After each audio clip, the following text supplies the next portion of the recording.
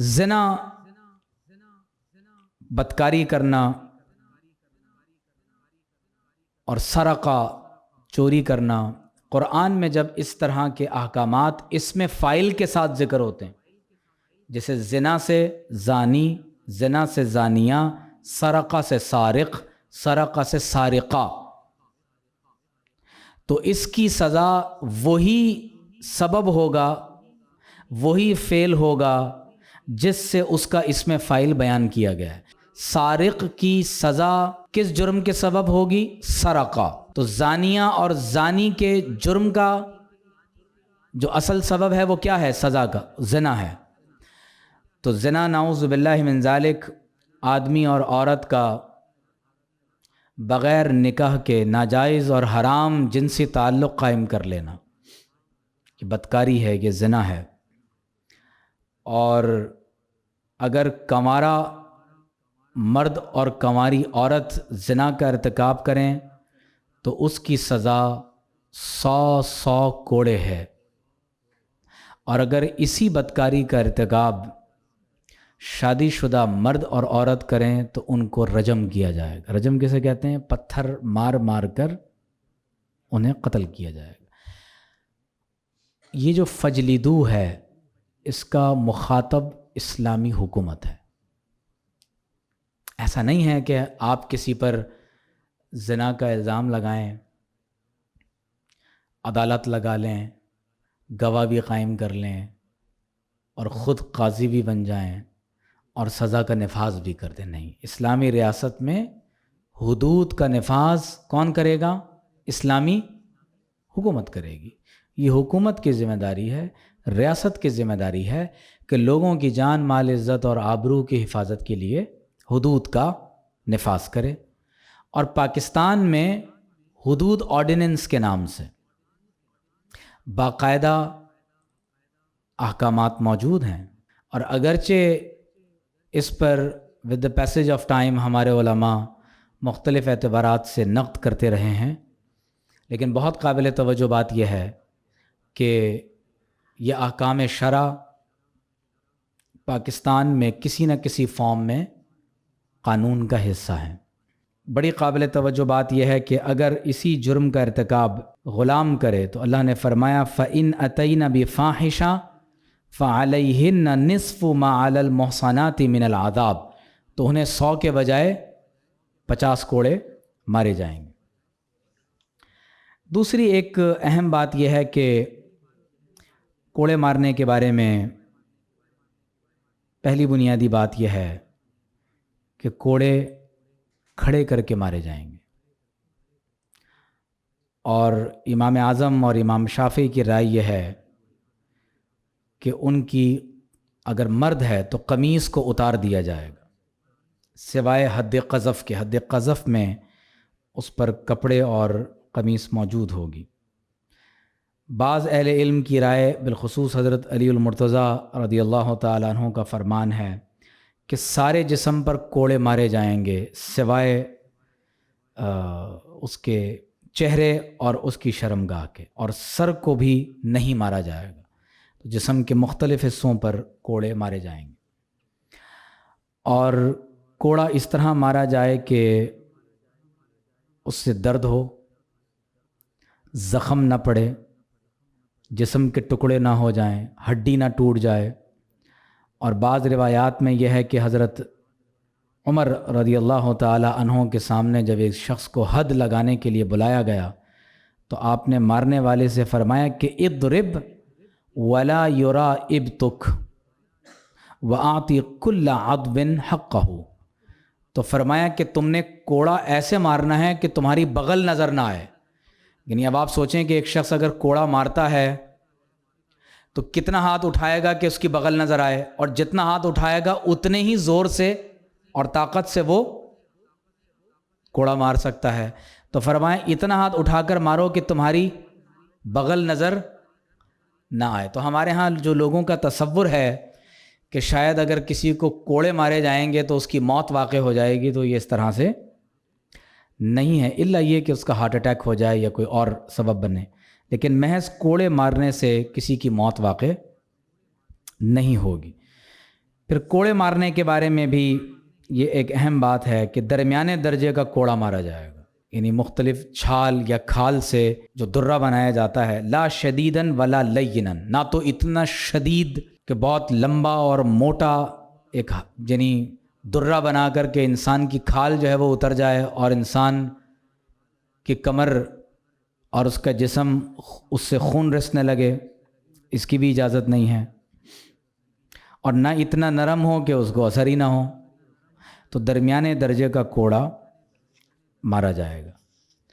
اور بعض اہل علم نے کہا کہ تعزیر میں جو سزا دی جائے گی وہ اشد الضرب، سختی کے ساتھ مارا جائے گا۔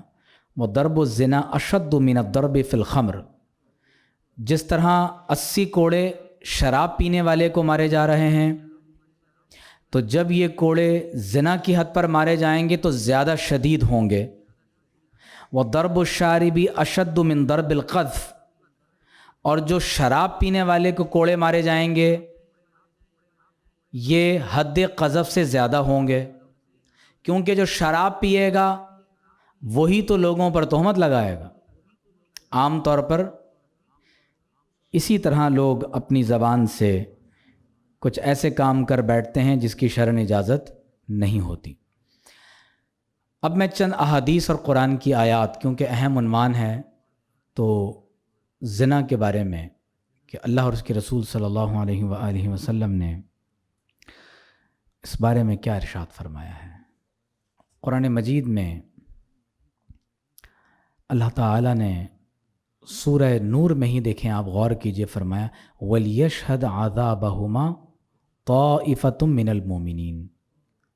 اب جب مسلمانوں کا ایک گروہ، بعض روایات میں ہے کہ کم از کم 4 افراد، تو اس سے یہ بات بھی معلوم ہو گئی کہ جب حد کا نفاذ ہو تو سر عام سزا دی جا سکتی، سر عام سزا دی جا سکتی ہے تاکہ لوگوں کو اس سے عبرت ہو، لوگ عبرت پکڑیں کہ یہ تو نہایت ہی عبرتناک منظر ہے کہ ایک شخص نے نعوذ باللہ بدکاری کا ارتکاب کیا اور اب اسے سزا دی جا رہی۔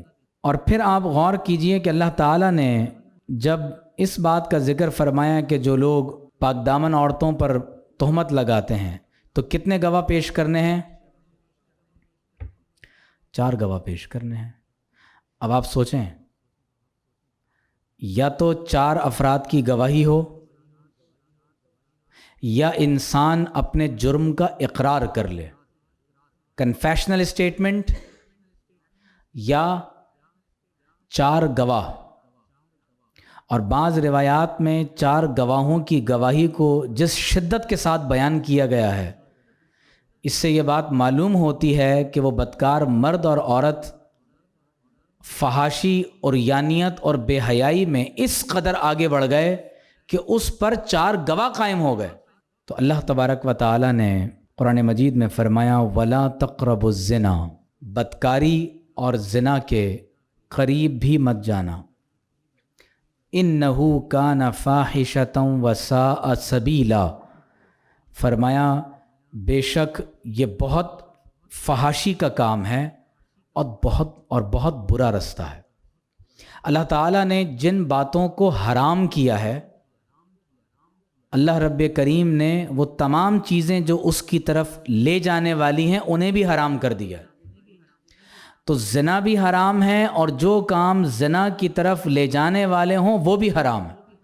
اب اس لیے غور کیجئے کہ حضور علیہ الصلوۃ والسلام نے نہ محرم کے ساتھ تنہائی اختیار کرنے سے منع کر دیا، نہ محرم کے ساتھ سفر کرنے سے منع کر دیا، جب نکاح کی عمر ہو جائے تو نکاح کرنے کا حکم دے دیا، اور شریعت میں اپنی خواہشات کو اللہ تبارک و تعالی نے اپنی بائیولوجیکل نیڈز کو فطرت اور اعتدال میں رہتے ہوئے پورا کرنے کا حکم دیا ہے۔ مثلاً اگر ایک انسان کو بھوک لگی ہے تو وہ رزق حلال میں سے کھانا کھا سکتا ہے، لیکن اتنا کھانا نہیں کھائے گا کہ نظام ہاضمہ خراب ہو جائے۔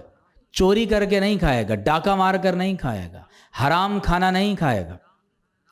تو اسی طرح انسان کی جو خواہشات ہیں اللہ تبارک و تعالیٰ نے فطرت میں رہتے ہوئے اعتدال کے ساتھ انہیں پورا کرنے کا حکم دیا، اور زنا کے مقابلے میں اللہ کے حبیب علیہ الصلاۃ والسلام نے نکاح کرنے کا حکم دیا ہے۔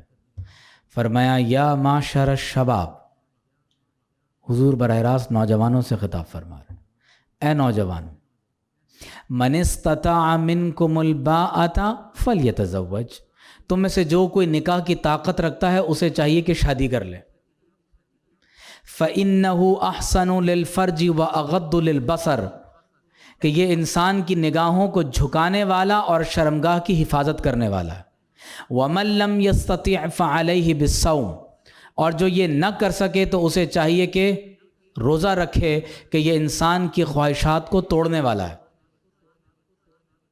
حضور علیہ الصلوۃ والسلام نے پہلا نکاح 25 سال کی عمر میں فرمایا،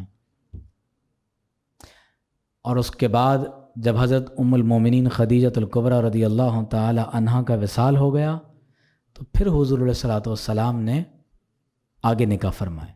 ایک مرتبہ حضرت سیدہ فاطمہ الزہرا سلام اللہ علیہا حضور علیہ الصلوۃ والسلام کی بارگاہ میں حاضر ہوئیں اور عرض گزار ہوئیں کہ یا رسول اللہ صلی اللہ علیہ وآلہ وسلم، حضرت عائشہ صدیقہ رضی اللہ تعالی عنہا نے مجھ سے کہا کہ حضور علیہ الصلوۃ والسلام کی تمام ازواج میں جب حضور علیہ الصلوۃ والسلام نے مجھ سے نکاح کیا تو میں کنواری تھی، اور جب تمہاری والدہ یعنی حضرت خدیجہ رضی اللہ تعالی عنہا سے نکاح فرمایا تو آپ بیوہ تھیں۔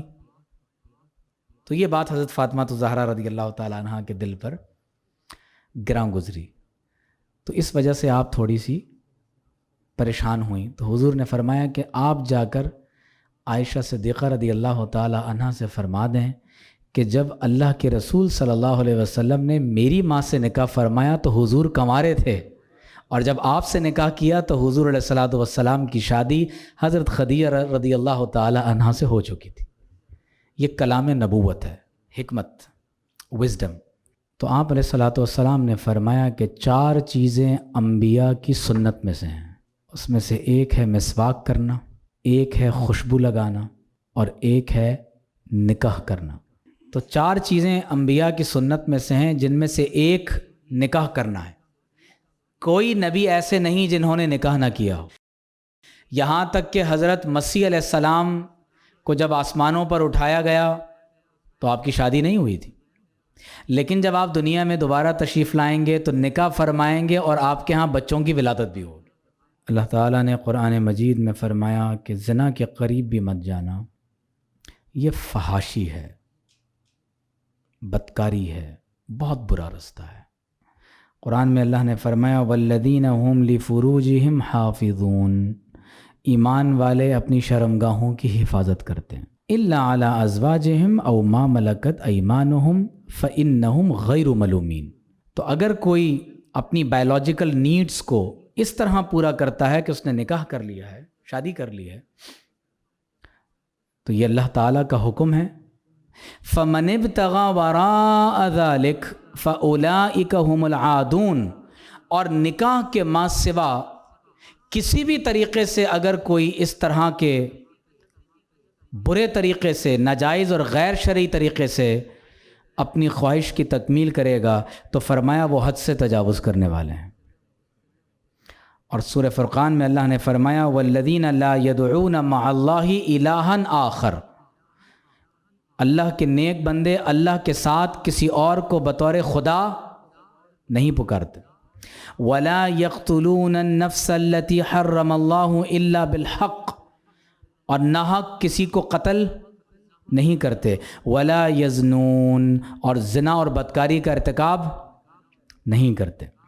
وَمَن يَفْعَلْ ذَلِكَ يَلْقَ أَثَامًا، تو جو کوئی اس کا ارتکاب کرے گا اس نے کبیرہ گناہ کا ارتکاب کیا۔ یضاعف لہ العذاب یوم القیامہ، قیامت کے دن اس کے عذاب کو بڑھا دیا جائے گا۔ وَيَخْلُدْ فِيهِ مُهَانًا، اور ایسے شخص کو ہمیشہ ہمیشہ ذلت اور رسوائی کا عذاب دیا جائے گا۔ تو یہ بدکاری ایک ایسا عمل ہے اور بڑی قابل توجہ بات ہے کہ حضور علیہ الصلاۃ والسلام نے فرمایا لا یزن الزانی حین یزنی وہو مؤمن، فرمایا کوئی شخص زنا اور بدکاری کا ارتکاب نہیں کرتا مگر یہ کہ اس کے دل سے ایمان نکل جاتا ہے۔ اینڈ بلیو می، الحاد اور کفر کا ایک بہت بڑا دروازہ فحاشی ہے، اور بالخصوص میں تمام نوجوانوں سے یہ گزارش کروں گا کہ ہر اس عمل سے ہم سب اپنے آپ کو محفوظ رکھیں جو فحاشی، عریانیت اور بے حیائی میں شمار ہوتا ہو، کیونکہ انسان جب فحاشی، عریانیت اور بے حیائی کا ارتکاب کرتا ہے تو دل سے حیا نکل جاتی ہے، اور جب دل سے حیا نکل جائے، اللہ تعالیٰ کا خوف نکل جائے اور انسان تقوی کی چادر کو چاک کر دے، تو پھر یہ رستہ بتدریج انسان کو الحاد اور کفر کی طرف لے جاتا ہے۔ تو اس لیے اللہ تعالیٰ نے شرک اور قتل کے ساتھ جس گناہ کبیرہ کا ذکر کیا وہ بدکاری کا ارتکاب ہے۔ تو آپ غور کیجئے کہ اللہ تعالیٰ نے اس کے بالمقابل نکاح کا ذکر کیا۔ اس لیے حدیث میں کیا ہے کہ اگر کسی کی اولاد بلوغت کی عمر کو پہنچ جائے اور والدین شادی کرنے میں اپنے بچوں کو فیسیلیٹیٹ نہ کریں، تو فرمایا اگر اولاد کسی گناہ کا ارتکاب کرے گی تو والدین کو بھی اس گناہ کا حصہ ملے گا، والدین بھی اس میں شامل ہوں گے۔ اب بیٹے کے بارے میں والدین کہتے ہیں کہ جب تک یہ بہت اچھی نوکری نہیں کرے گا، اس کا گھر نہیں ہوگا، اس وقت تک ہم اس کی شادی نہیں کریں گے۔ اور لڑکیوں کے بارے میں تو معاشرے میں جو جہیز اور طرح طرح کی رسومات ہم نے بنا دی ہیں، تو اس میں تو ناممکن لگتا ہے کہ اب بہت بڑی رقم کے بغیر سادہ طریقے سے شادی ہو۔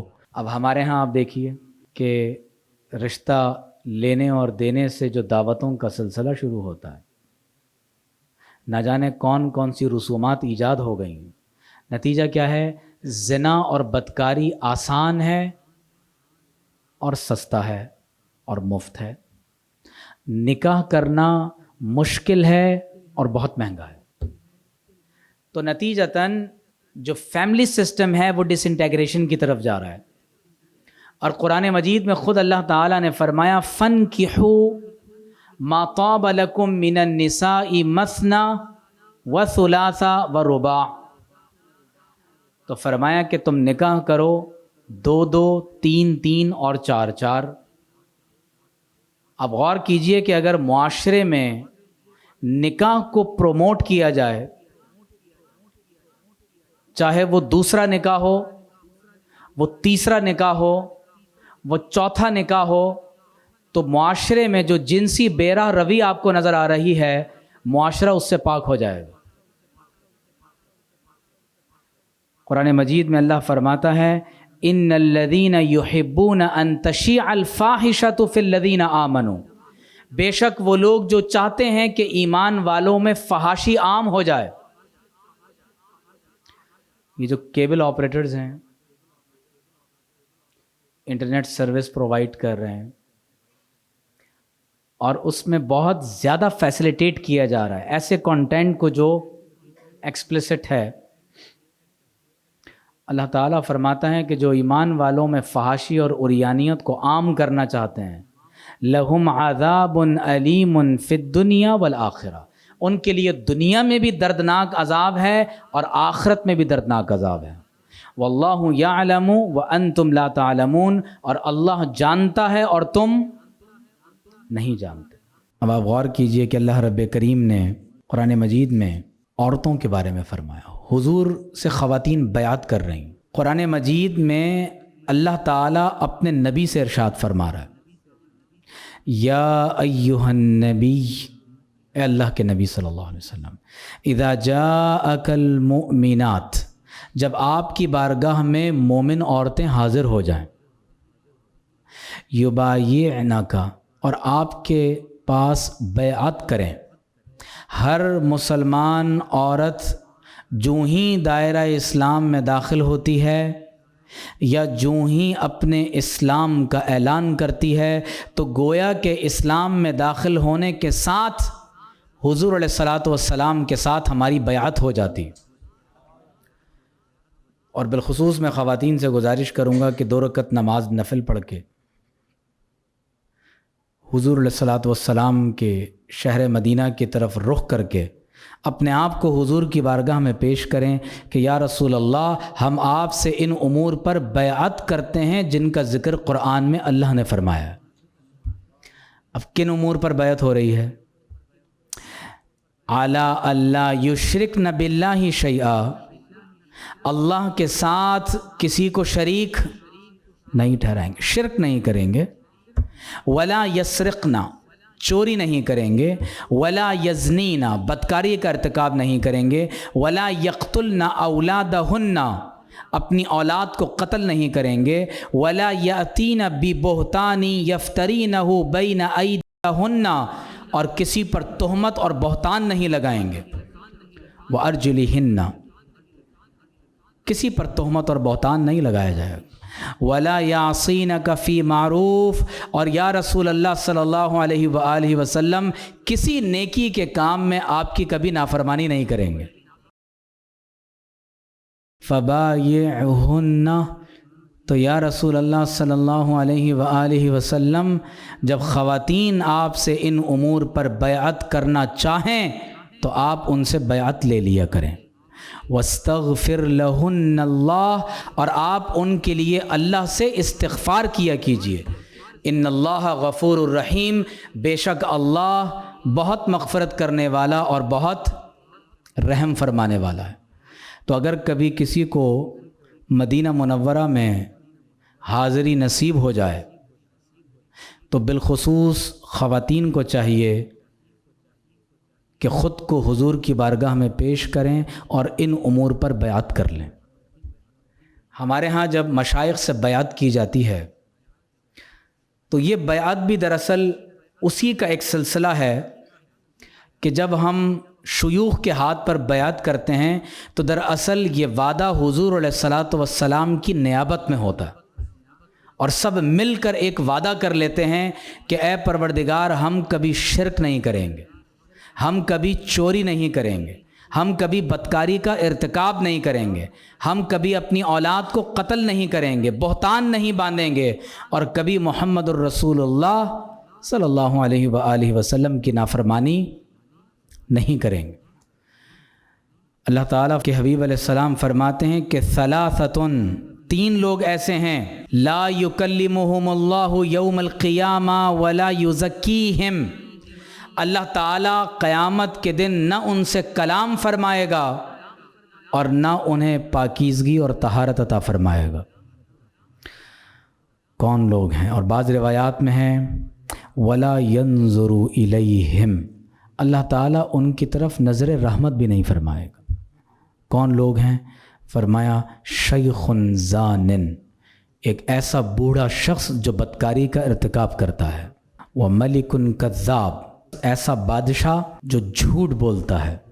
व आइलुन मुस्तकबिर, तो गोया के हुज़ूर अलैहिस्सलातु वस्सलाम ने उन लोगों का तज़किरा फ़रमाया जो गुनाह कबीरा का इर्तिकाब करते हैं, और उनमें बिलखुसूस उन लोगों का ज़िक्र फ़रमाया कि जो बदकारी और ज़िना में इस कदर आदी हो जाएं कि ये अमल बुढ़ापे की उम्र तक उनसे न छूट सके।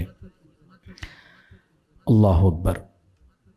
और हुज़ूर अलैहिस्सलातु वस्सलाम ने फरमाया इज़ा ज़ना अर्रजुलु खरज मिनहुल ईमान, फरमाया कि जब कोई शख्स बदकारी का इर्तिकाब करता है तो दिल से ईमान निकल जाता है। फरमाया कि जब किसी कौम में ज़िना और रिबा फैल जाए तो अल्लाह ताला का उन पर अज़ाब जायज़ हो जाता है। और आप गौर कीजिए कि नबी करीम सल्लल्लाहु अलैहि वसल्लम ने ये तमाम के तमाम वाक़यात जो हमारे सामने बयान किए हैं, इसमें एक बहुत अहम बात, और इस पर मैं अपनी बात को मुकम्मल कर रहा हूँ। پہلی بات یہ ہے کہ والدین کو چاہیے کہ اپنی اولاد کی شادیوں میں انہیں فیسیلیٹیٹ کریں۔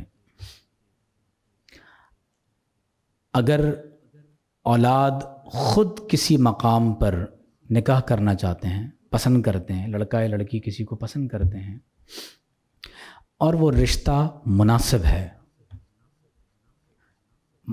مرد کی طرف کیا دیکھنا ہے؟ جس کے دین اور اخلاق سے تم راضی ہو۔ دو چیزیں دیکھنی، دین اور اخلاق۔ اور ظاہر ہے کہ نان نفقہ سکنا مرد پر ہے، تو وہ عورت کا خرچہ اٹھانے کے لیے بھی اپنے اندر اتنی ہمت رکھتا ہو کہ عورت کا خرچہ اٹھا سکے۔ پتہ چلا کہ نکھٹو ہے، ہڈ حرام ہے، نکما ہے، تو وہ تو ایک مصیبت بن جائے گی۔ تو کم از کم جو بنیادی زندگی کی ضروریات ہیں۔ اور عورت کے بارے میں فرمایا کہ کچھ لوگ حسب، نسب، جمال، دولت کی وجہ سے شادی کرتے ہیں، فرمایا تم دین کو ترجیح دینا۔ اب یہ الگ بات ہے کہ اللہ تعالیٰ کسی کو ایک ہی وجود میں یہ چاروں صفات عطا فرما دے، تو بہت اہم بات ہے۔ فرمایا کہ اگر کسی کے نکاح کا پیغام آئے اور تم اس کے دین اور اخلاق سے راضی ہو، اور اگر تم نے وہاں نکاح اپنی بیٹی اور بہن کا نہ کیا تو زمین میں فساد پیدا ہوگا۔ تو اگر اولاد، لڑکا یا لڑکی نے اپنے لیے خود کسی جگہ کو رشتہ پسند کر لیا ہے، تو اگر وہ رشتہ صحیح ہے، مناسب ہے، تو پیرنٹس فیسیلیٹیٹ کریں۔ لیکن اگر وہ رشتہ ٹھیک نہیں ہے تو یہ بات یاد رکھیں کہ اس کائنات میں سب سے زیادہ آپ کے مخلصین آپ کے والدین ہیں۔ سب سے زیادہ مخلص کون ہیں؟ آپ کے پیرنٹس ہیں۔ پیرنٹس کا جو رشتہ، اس سے زیادہ مخلص رشتہ کائنات میں آپ کے لیے کوئی اور نہیں ہو سکتا۔ تو اگر والدین یہ سمجھتے ہیں کہ یہ رشتہ ٹھیک نہیں ہے تو سرنڈر کر دیں اور والدین کی رائے پر عمل کریں۔ تو اللہ تبارک و تعالی فرماتا ہے کہ بہت سے مقامات پر ہم چیزوں کو پسند کر رہے ہوتے ہیں لیکن وہ ہمارے لیے بہتر نہیں ہوتی، اور بہت سی چیزوں کو ناپسند کر رہے ہوتے ہیں جبکہ وہ ہمارے لیے بہتر ہوتی۔ تو یہ بہت امپورٹنٹ بات ہے۔ اور اگر آپ کہیں کسی رشتے کو پسند کرتے ہیں، اور یہ بات دونوں طرف سے ہو سکتی ہے، فرض کریں کہ کوئی لڑکا کسی لڑکی کو پسند کرتا ہے، کوئی لڑکی کسی کو پسند کرتی ہے، تو نکاح کا پیغام بھیج دیا جائے، چاہے وہ لڑکی کی طرف سے ہو چاہے وہ لڑکے کی طرف سے، نکاح کا پیغام بھیجا جا سکتا ہے، اس میں شرعاً کوئی مضائقہ نہیں ہے۔ اور شادی اور نکاح سے پہلے دیکھا بھی جا سکتا ہے، اس میں بھی کوئی مضائقے کی بات نہیں۔ حضور علیہ الصلوۃ والسلام نے خود اس بات کا حکم دیا۔ لیکن اس وقت جو ہمارے معاشرے میں لو بیفور میرج کا جو تصور ہے، تو شرعاً اس کی کوئی اجازت نہیں ہے۔ حدیث میں ہے کہ ماعز بن مالک حضور کی بارگاہ میں آئے، یا رسول اللہ طہرنی، صلی اللہ علیہ وسلم، اللہ کے رسول صلی اللہ علیہ وسلم مجھے پاک فرما دیں۔ حضور نے فرمایا ویحک ارجع فاستغفر اللہ وتب الیہ۔ حضور نے فرمایا کیا ہو گیا، جاؤ اللہ سے توبہ کرو، استغفار کرو۔ نظر انداز کر دی۔ رجع غیر بعید، تھوڑا سا آگے گئے، ثم جا، پھر آ گئے، یا رسول اللہ طہرنی، صلی اللہ علیہ وسلم۔ آپ سوچیں حضور نے ان دلوں کا تزکیہ ایسا فرما دیا تھا کہ ان کو اس گناہ کے ارتکاب کے بعد سکون اور اطمینان نصیب نہیں ہو رہا۔ حضور علیہ الصلوۃ والسلام نے پھر یہ فرمایا، یہاں تک کہ 4 بار آ گئے، کنفیشن ہو گیا۔ تو حضور نے پوچھا فیما اطہرک، کس چیز سے پاک کر دوں؟ تو آپ نے کہا من الزنا، بدکاری سے پاک کر دیں۔ حضور نے فرمایا اب ہی جنون، لوگوں سے کہا دیکھو یہ پاگل تو نہیں ہے، کہیں دیوانہ تو نہیں ہے۔ کتنا اہم نقطہ ہے، اب ہی جنون، دیوانہ تو نہیں ہے۔ ہمارے ہاں تو اگر کوئی جملہ کہہ دے تو لوگ مارنا شروع کر دیتے ہیں۔ دیکھ تو لیں کہیں پاگل تو نہیں ہے، کوئی دیوانہ تو نہیں ہے، جنون تو لاحق نہیں ہو گیا اس کو، اور آپ جلاد تو نہیں ہیں کہ آپ نے خود ہی عدالت لگائی اور لوگوں کو مارنا شروع کر دیا۔ تو فرمایا ابھی جنون۔ تو حضور علیہ الصلوۃ والسلام کو عرض کی گئی یا رسول اللہ صلی اللہ علیہ وسلم یہ پاگل نہیں ہے۔ تو حضور نے پوچھا اشرب خمرن، ایسا تو نہیں ہے کہ شراب پی ہوئی ہو، عقل زائل ہو گئی ہو؟ تو ایک شخص آگے بڑھا اور اس کا منہ سونگھا اور فرمایا کہ نہیں، اس نے شراب نہیں پی۔ تو قصہ مختصر، حضور علیہ الصلاۃ والسلام کی بارگاہ میں جب 4 مرتبہ اس نے اعتراف کر لیا، ساری شرعی تقاضے پورے ہو گئے، تو شادی شدہ تھے تو حضور نے رجم کا حکم دیا۔ حضور علیہ الصلاۃ والسلام نے فرمایا استغفروا لماعز بن مالک، فرمایا ماعز بن مالک کے لیے استغفار کرو، انہوں نے ایسی توبہ کی ہے کہ اگر میری پوری امت پر تقسیم کر دی جائے تو اللہ میری پوری امت کی مغفرت فرما دے گا۔ تو اگر کوئی گناہ انسان سے ہو جائے تو شرعی حکم یہ ہے کہ اس کے لیے توبہ کی جائے، اور یہ توبہ ایسا عمل ہے کہ سورہ فرقان میں ہی اللہ فرماتا ہے کہ جو سچے دل سے توبہ کر لے فَأُولَئِكَ يُبَدِّلُ اللَّهُ سَيِّئَاتِهِمْ حَسَنَاتٍ، اللہ تعالیٰ ان کے گناہوں کو نیکیوں سے تبدیل فرما دیتا ہے، صرف معاف نہیں فرماتا۔ اور بعض احادیث میں تو یہاں تک ذکر ہے کہ حضور علیہ الصلاۃ والسلام نے فرمایا کہ اگر کوئی صدق دل سے توبہ کر لے اور نادم ہو جائے تو اگر سمندر کے جھاگ کے برابر گناہ کیے ہوں تو اللہ تعالیٰ اس کے تمام گناہوں کو معاف فرما دیتا ہے۔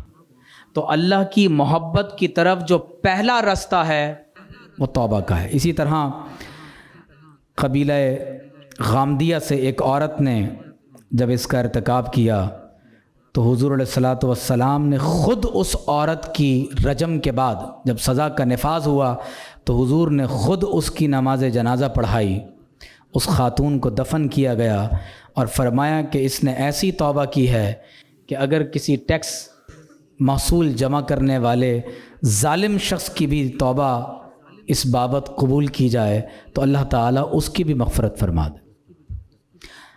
تو گویا کہ اللہ تبارک و تعالیٰ نے اور اس کے حبیب علیہ الصلاۃ والسلام نے ہمیں گناہ کبیرہ کے بارے میں جن پر حد جاری ہوتی ہے، شراب کی حد، چوری کی حد، زنا کی حد، قصاص میں قتل کیا جانا، محاربہ یعنی دہشت گردی کی سزا، اور اسی طرح قذف، کسی پر جھوٹی تہمت لگانا، اللہ تعالیٰ نے یہ تمام شرعی احکامات ہمیں اس لیے عطا فرمائے ہیں تاکہ ہماری عقل، ہمارے نسب، ہماری جان، ہمارے مال، ہماری ریاست، ہمارا معاشرہ، اللہ تعالیٰ اس سب کی حفاظت فرمائے، اور یہ ہمارا ملک، ہمارا معاشرہ امن کا گہوارہ بن جائے۔ اور ہوگا کب؟ جب اللہ کی حدود کا نفاذ ہوگا۔ تو ضرورت اس امر کی ہے کہ نکاح کو عام کیا جائے، خاندانوں کی حفاظت کی جائے، اور اللہ تبارک و تعالیٰ کے حبیب علیہ السلام نے فرمایا کہ ان اعمال امتی تعرض علی فی کل جمعۃ مرتین، فرمایا بے شک میری امت کے اعمال ہر جمعے کے دن 2 مرتبہ میری بارگاہ میں پیش کیے جاتے ہیں۔ ہر جمعے کے دن میری امت کے اعمال کتنی بار پیش ہوتے ہیں؟ فاشتد غضب اللہ علی الزنا، تو جو بدکاری کا ارتکاب کرتے ہیں اللہ تعالیٰ کا غضب ان پر بہت شدید ہوتا ہے۔ اور فرمایا کہ جو بدکاری کا ارتکاب کریں، حضور نے فرمایا کہ یا معاشر الناس اتقوا الزنا، اے لوگو بدکاری سے بچو، 3 اس کی سزائیں دنیا میں ہیں اور 3 آخرت میں ہیں۔ چہرے کا نور زائل ہو جائے گا، دنیا میں فقر عام ہوگا، عمر کم کر دی جائے گی، اللہ کے عذاب کا مستحق ہوگا، سخت حساب لیا جائے گا، جہنم میں ہمیشہ رہے گا۔ اور سب سے اہم بات حضور نے فرمایا کہ جب نصف شعبان المعظم کی رات آتی ہے، 15 شعبان، اللہ تعالیٰ میری امت کی طرف توجہ فرماتا ہے اور سوائے چند لوگوں کے پوری امت کی مغفرت ہو جاتی ہے۔ کن لوگوں کی مغفرت نہیں ہوتی؟ فرمایا ساحر جادوگر، کاہن جو کہانت کرتے ہیں، والدین کا نافرمان، ہمیشہ شراب پینے والا اور بدکاری پر اصرار کرنے والا۔ اللہ تبارک و تعالی ان لوگوں کی مغفرت نہیں فرماتا۔ تو صغیرہ گناہ ہوں یا گناہ کبیرہ ہوں، عمدن ہو، خطأً ہو، سرن ہو یا علانیتاً ہو، ایک بات ہمیشہ اپنی زندگی کا حصہ بنا لیں، کبھی کسی نامحرم کو ہاتھ نہ لگائیں، اور عورت کبھی کسی نامحرم کو خود کو ہاتھ نہ لگانے دے۔ یہ پہلی بنیادی بات ہے۔ اپنی نگاہوں کی حرام نگاہ سے حفاظت کریں۔ انسان کا ارادہ، اس کی نیت، یہ انسان کو خود معلوم ہوتا ہے کہ اس کا ارادہ کیا ہے، اس کی نیت کیا ہے۔ تو اپنے دل میں گزرنے والے خطرات، ارادوں، نیتوں کی حفاظت کریں۔ اور اگر ہم اس جدید ٹیکنالوجی کے دور میں فحاشی اور عریانیت سے اور بے حیائی سے بچنا چاہتے ہیں تو نکاح کو عام کریں۔ اور سب سے اہم بات، نیک صحبتوں کو اختیار کریں۔ بغیر نیک صحبتوں کے انسان گناہوں سے نہیں بچ سکتا۔ اب غور کیجئے کہ جب ہم لوگ کوئی نہ کوئی ہفتے میں ہر دفعہ ایک نیک بات سن رہے ہیں تو اس کا اثر انسان کے اوپر پورے ہفتے رہتا ہے۔ یہ بہت ضروری ہے۔ اور بہت اہم بات یہ ہے اللہ کا ذکر۔ جب ہم ذکر کرتے ہیں، آپ نے نوٹ کیا ہے بعض اوقات ہمیں معلوم ہوتا ہے کہ یہ گناہ ہے، اس کے باوجود ہم گناہ سے بچ نہیں پاتے۔ اس کی وجہ کیا ہے؟ ہمارے اندر اسپریچول اسٹرینتھ نہیں ہوتی، اور اسپریچول اسٹرینتھ اللہ کے ذکر کے ذریعے نصیب ہوتی ہے، درود و سلام کے ذریعے نصیب ہوتی ہے۔ یہ جو ہم دعائے حزب البحر پڑھتے ہیں، آپ یقین جانیں کہ اس کی برکات ایسی ہیں کہ اللہ تبارک و تعالی انسان کے گرد ایک حصار قائم فرما دیتا ہے، اور انسان گناہوں سے بھی محفوظ رہتا ہے، دشمن کے شر سے بھی محفوظ رہتا ہے، اور اللہ تبارک و تعالی بندوں کو اپنی حفاظت کے حصار میں لے لیتا ہے۔ اور یہ جو ہم ذکر کرتے ہیں نا بار بار، تو حدیث میں کیا ہے کہ جب بندہ میرا ذکر کرتا ہے تو میں اس کا ذکر کرتا ہوں۔ سبحان اللہ۔ جب بندہ تنہائی میں اللہ کا ذکر کرتا ہے تو حضور فرماتے ہیں کہ اللہ نے فرمایا پھر میں اپنی شان کے مطابق، جب بندہ اپنے دل میں میرا ذکر کرے تو میں اپنی شان کے مطابق اپنے نفس میں بندے کا ذکر کرتا ہوں، اور جب بندہ کسی گروہ جماعت میں میرا ذکر کرتا ہے، جیسے آج ہم لوگ بھی محفل میں ذکر کر رہے ہیں، تو فرمایا پھر میں ملائے اعلیٰ میں فرشتوں اور انبیاء کی جماعت میں اس کا ذکر کرتا ہوں۔ تو یہ معمولی بات نہیں ہے۔ تو نفس کا تزکیہ، قد افلح من زکاہا وقد خاب من دساہا، تو یہ ذکر قلب، ذکر بالجہر، اللہ کی یاد، اور حضور علیہ الصلاۃ والسلام پر درود السلام کے سبب نصیب ہوگا۔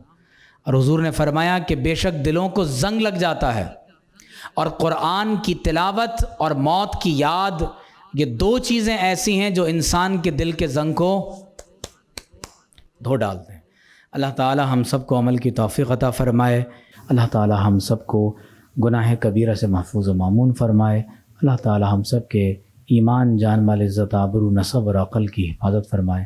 وآخر دعوانا الحمد للہ رب العالمین۔